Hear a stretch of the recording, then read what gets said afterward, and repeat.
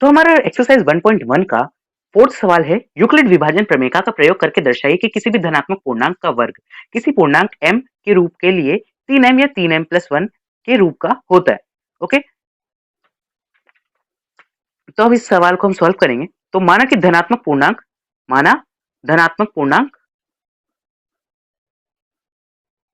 पूर्णांक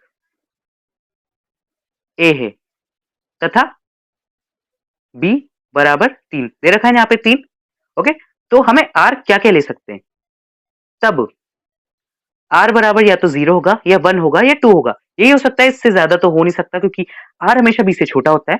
तो r बराबर 0 लेने पर a बराबर 3q प्लस 0 यानी a बराबर 3, हाँ 3q प्लस 0। अब इसका हम वर्ग करेंगे, वर्ग करने पर अब इसका वर्ग करने का कोई फायदा है नहीं क्योंकि 0 है, तो कुल मिला के इसका ही होगा वर्ग।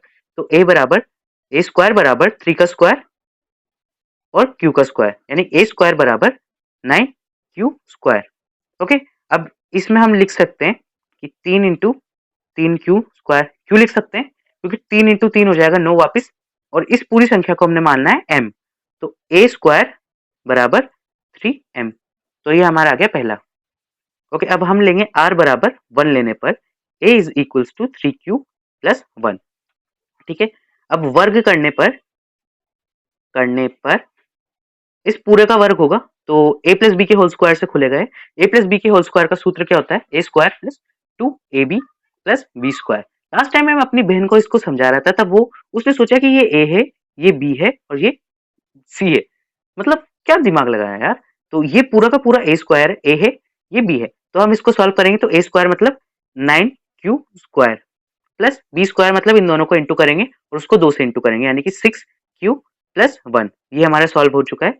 ए स्क्वायर, अब इन दोनों में कॉमन कुछ आ रहा है ऑब्वियसली 3, अंदर बचा q square plus 3q square plus 2q। अब आपने सोचा होगा कि हमने q बार क्यों नहीं लिया, क्योंकि यहाँ बार हमें सिद्ध करने को दे रखा है 3m+1 के रूप का, यानी कि हमें इसे m सिद्ध करना है। 3 अगर बार हम q ले लेंगे तो फिर वो 3q+1 हो जाएगा, तो वो हमारा गलत हो जाएगा। इस वजह से हम इस पूरी संख्या को m मानेंगे +1। तो a square is equals to 3m+1। Okay, तो हमारा ये हो गया r बराबर 1 लेने पर 3m+1 के रूप का हो जाएगा। अब r बराबर हमने जब 2 लिया, ठीक है 1 ले लिया, 2 भी तो लेंगे ही सही ना, तो a is equals to 3q plus 2। तो a इज इक्वल्स टू वर्ग करेंगे, अब वर्ग करने पर a square is equals to, फिर से वापस a square plus 2ab plus b square से खुलेगा, तो ये हो जाएगा 9q square plus 3 two 6 two 12, 12q plus 2 two 4।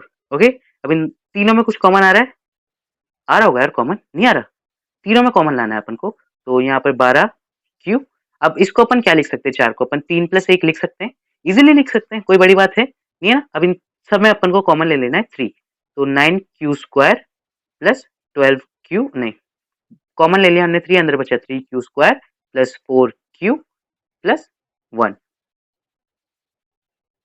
बचा ना 1, यहाँ से 3 कॉमन ले लिया प्लस 1 बाहर लिख लिया हमने, तो a square is equals to 3m।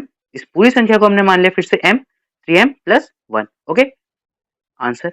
अतः हम कह सकते हैं, अतः किसी भी धनात्मक पूर्णांक का वर्ग 3m या 3m+1 के रूप का होता है। यही हमारा आंसर था। इसी तरह से इस सवाल को करना और कम से कम 4 से 5 बार कर लेना इस सवाल को, क्योंकि इस सवाल को मैं खुद भी कई बार भूल जाता हूँ करना, तो आप इस सवाल को कर लीजिएगा। 4th 5th दोनों क्वेश्चन मेन है।